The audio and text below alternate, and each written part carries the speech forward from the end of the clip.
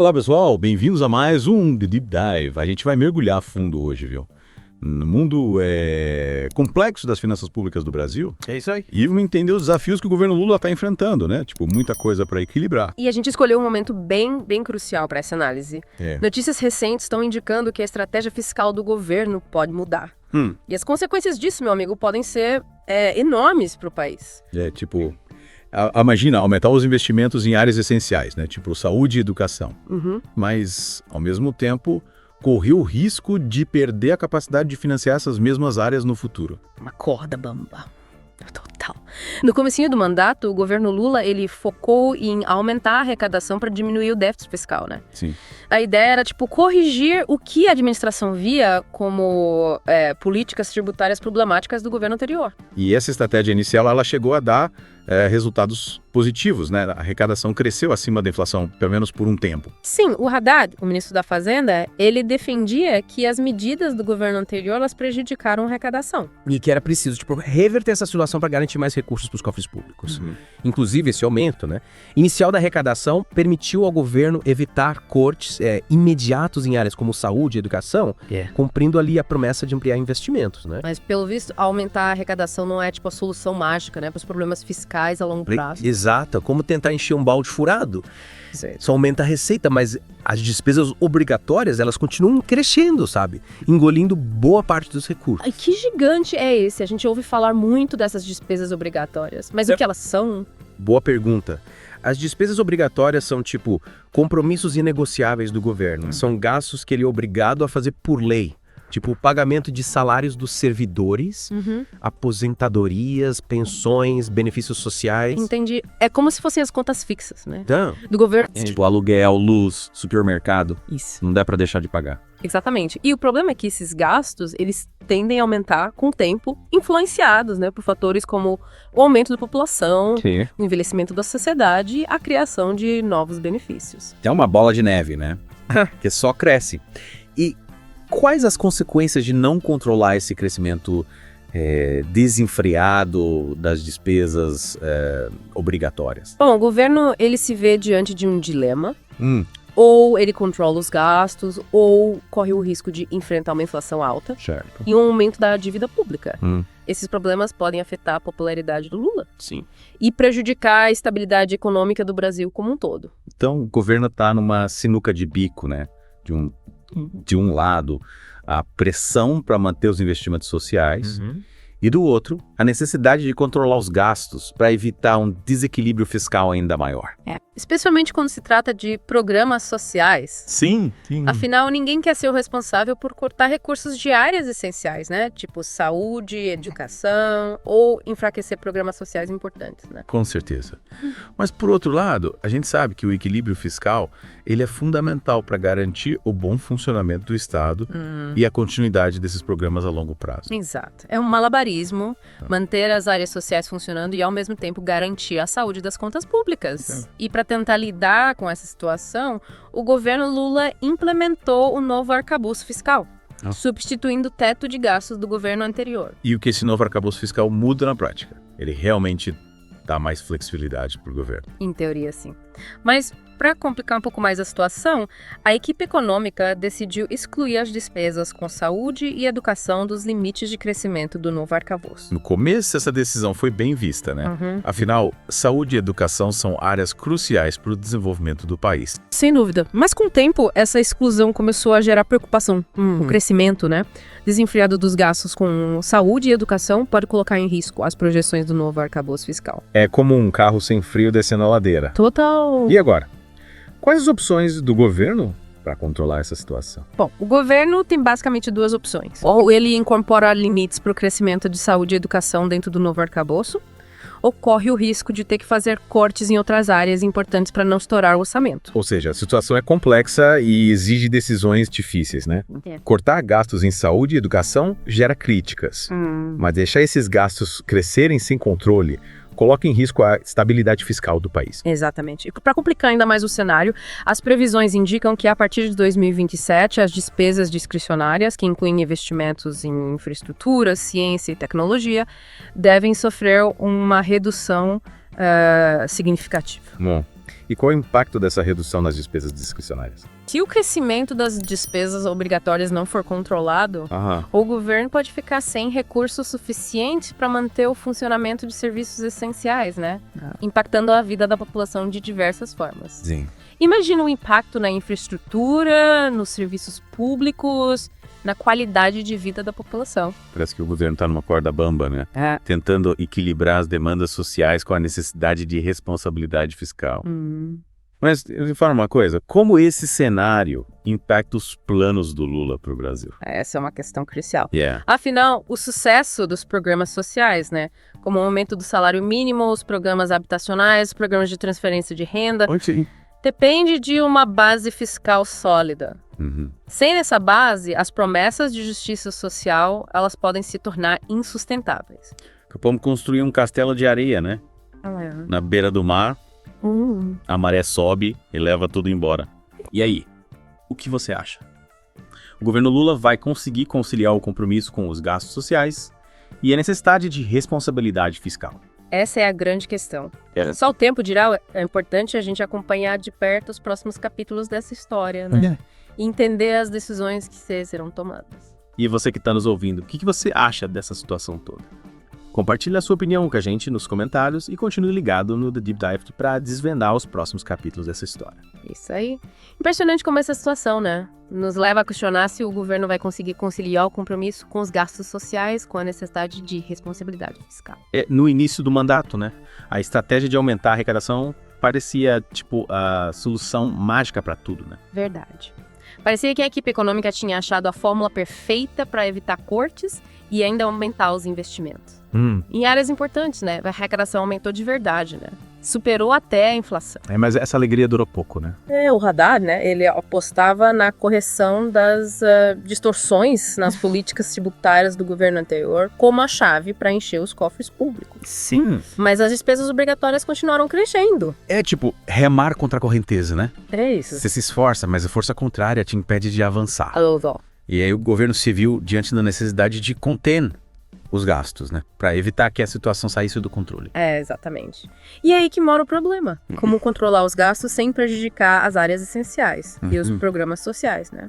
Importantes. É realmente um desafio e tanto. Mas, voltando um pouco, você mencionou que o novo arcabouço fiscal substituiu o teto de gastos do governo anterior, né? Você pode explicar melhor como funciona esse novo arcabouço? Claro. E quais as diferenças em relação ao teto de gastos? O teto de gastos, né? Implementado no governo Temer, era uma regra fiscal que limitava o crescimento das despesas públicas à inflação do ano anterior. Ele foi muito clicado, né? Por ser muito rígido e impedir investimentos em áreas importantes, né? Especialmente durante a pandemia. Já o novo arcabouço fiscal, né, proposto pelo governo Lula, busca ser mais flexível, né, permitindo que as despesas públicas cresçam de acordo com a arrecadação do governo. Então, se a arrecadação aumenta, o governo tem mais recursos para investir. Isso. Parece fazer sentido. Mas e os limites, né, para o crescimento das despesas? Como funciona essa parte no novo arcabouço? O novo arcabouço, ele estabelece limites para a variação real das despesas primárias, né? Que são aquelas que não incluem o pagamento de juros da dívida pública. Certo. Esses limites variam de 0,6% a 2,5% ao ano. Dependendo da receita primária do governo, a ideia é garantir que as despesas cresçam de forma sustentável, né? Sem comprometer o equilíbrio fiscal. Entendi, mas a gente falou lá no começo sobre a exclusão das despesas com saúde e educação do novo arcabouço, né? Como essa exclusão impacta os limites de gastos que você acabou de explicar? Essa é uma das grandes polêmicas do novo arcabouço. Ao excluir saúde e educação dos limites de gastos, o governo sinaliza a importância dessas áreas, mas abre um flanco para o crescimento descontrolado dessas despesas. Afinal, se não há limites, né? A tendência é que os gastos nessas áreas aumentem sem controle, pressionando o orçamento e comprometendo o equilíbrio fiscal. Parece um paradoxo, né? Pois é. Priorizar áreas importantes como saúde e educação, mas ao mesmo tempo correr o risco de perder o controle dos gastos, né? E comprometer a capacidade do governo de investir nessas áreas no futuro. Exato. E o que os especialistas têm dito sobre essa questão. Essa exclusão de saúde e educação do novo arcabouço tem gerado bastante debate, né? Entre os economistas.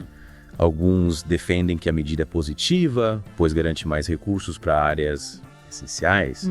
Outros argumentam que a falta de limites para o crescimento dessas despesas pode levar a um descontrole fiscal. E comprometer a sustentabilidade do novo arcabouço a longo prazo. Então ainda é cedo para saber qual vai ser o real impacto dessa exclusão no futuro das contas públicas. É só o tempo dirá se o governo não vai conseguir controlar o crescimento das despesas com saúde e educação, né? Sem comprometer o equilíbrio fiscal. Mas uma coisa é certa, o desafio é grande. E falando em desafios, a gente também mencionou que as despesas discricionárias, que incluem investimentos em infraestrutura, ciência e tecnologia, devem sofrer uma redução significativa a partir de 2027, né?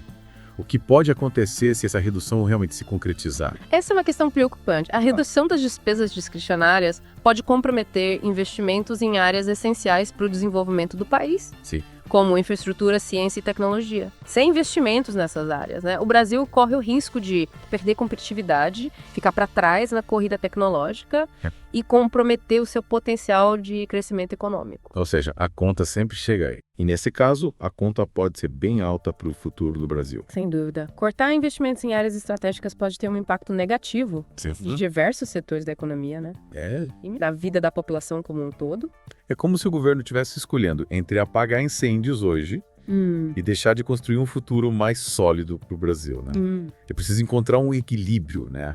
Investir o presente, mas sem comprometer o futuro. Com certeza.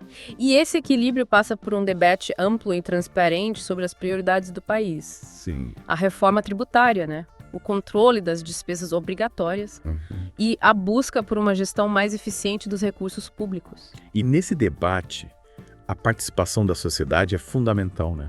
A gente precisa se informar, entender os desafios que o país enfrenta e cobrar dos nossos representantes, né? Medidas que garantam um futuro mais próspero e sustentável para o Brasil. E a gente sabe, né? Que o governo Lula tem um histórico de compromisso com programas sociais, né? Sim. Tipo Bolsa Família, Minha Casa, Minha Vida. Isso. Programas que, sem dúvida, fizeram diferença na vida de milhões de brasileiros, né? Exatamente. Esses programas foram fundamentais para combater a pobreza e a desigualdade no Brasil. Mas como a gente vem discutindo aqui, a sustentabilidade deles depende de um equilíbrio fiscal sólido. É como construir uma casa sem alicerce, né? A qualquer momento, tudo pode desmoronar e ninguém quer ver as conquistas sociais do país indo por água abaixo. Com certeza. É por isso que a discussão sobre a responsabilidade fiscal é tão importante. A gente precisa garantir continuidade dos programas sociais, mas sem comprometer o futuro do país. E uma das chaves para esse equilíbrio, como a gente já falou, parece a reforma tributária, né? Um tema complexo e que gera bastante debate. Sem dúvida. A reforma tributária é fundamental para simplificar o sistema tributário brasileiro, torná-lo mais justo, mais eficiente. O nosso sistema atual é um verdadeiro labirinto, né? Cheio de impostos e regras complexas que dificultam a vida do contribuinte e geram distorções na economia. É como tentar montar um quebra-cabeça com peças que não se encaixam. E como a reforma tributária pode ajudar a melhorar a situação fiscal do país? Uma reforma tributária bem estruturada, né? Ela pode aumentar a arrecadação do governo sem aumentar a carga tributária sobre os cidadãos. A ideia é simplificar os impostos, eliminar as distorções e tornar o sistema mais transparente e mais justo. Então, simplificar para arrecadar mais e melhor, sem onerar ainda mais o contribuinte. Exato. Mas além da reforma tributária, o que mais o governo pode fazer para garantir a saúde das finanças públicas? Bom, existem diversas medidas que podem ser adotadas. Uma delas é o combate à sonegação fiscal, né, que causa um grande prejuízo aos cofres públicos. Sim. Estima-se que a sonegação no Brasil chegue a bilhões de reais por ano, né? Recursos que poderiam ser investidos em áreas essenciais. É um rombo enorme. E como o governo pode combater a sonegação de forma mais eficaz? Investir em tecnologia, né? Para modernizar a fiscalização, cruzar dados, identificar irregularidades, aumentar a punição por sonegadores. São medidas que podem ajudar a reduzir a sonegação, né? E aumentar a arrecadação. Ou seja, usar a tecnologia a favor do contribuinte honesto, né? E para fechar o cerco contra quem tenta burlar o sistema. Isso. E além do combate à sonegação, que outras medidas podem ser tomadas? Outro ponto importante é a gestão eficiente dos recursos públicos. A gente precisa garantir que cada real arrecadado seja utilizado da melhor forma possível, né? Sim. Evitando desperdícios, combatendo a corrupção. E como a gente pode garantir essa gestão mais eficiente? Investir em transparência, controle social, auditorias independentes, mecanismos de accountability. Certo. São medidas que ajudam a garantir que o dinheiro público seja utilizado de forma responsável e em benefício da sociedade. É como a gente faz com as nossas finanças pessoais, né? A gente controla os gastos, busca as melhores opções, evita desperdícios. Isso. O governo também precisa ter essa mesma mentalidade, né? Na hora de gerir os recursos públicos. Exatamente. Afinal de contas, o dinheiro público é de todos nós. E precisa ser utilizado com responsabilidade para atender às necessidades da população, né? Sim. E promover o desenvolvimento do país. E para fechar o nosso mergulho de hoje, queria destacar a importância da participação de todos nesse debate, né? A gente precisa se informar, acompanhar as decisões do governo, cobrar dos nossos representantes medidas que garantam um futuro mais próspero e sustentável para o Brasil. Com certeza. O futuro do país depende do engajamento de todos nós, né? A gente precisa participar do debate, fiscalizar as ações do governo, buscar soluções conjuntas para os desafios que a gente enfrenta. Afinal, o Brasil é um país com um potencial enorme. Sim. E juntos, a gente pode construir um futuro melhor para todos. E é com esse convite à reflexão que a gente encerra o nosso episódio de hoje. É isso aí. Esperamos que esse mergulho tenha ajudado você a entender melhor os desafios e as possibilidades, né? Para o futuro das finanças públicas do Brasil, continue acompanhando o Deep Dive para mais análises e discussões sobre temas relevantes que impactam o nosso dia a dia. É isso aí. Até a próxima. Até mais.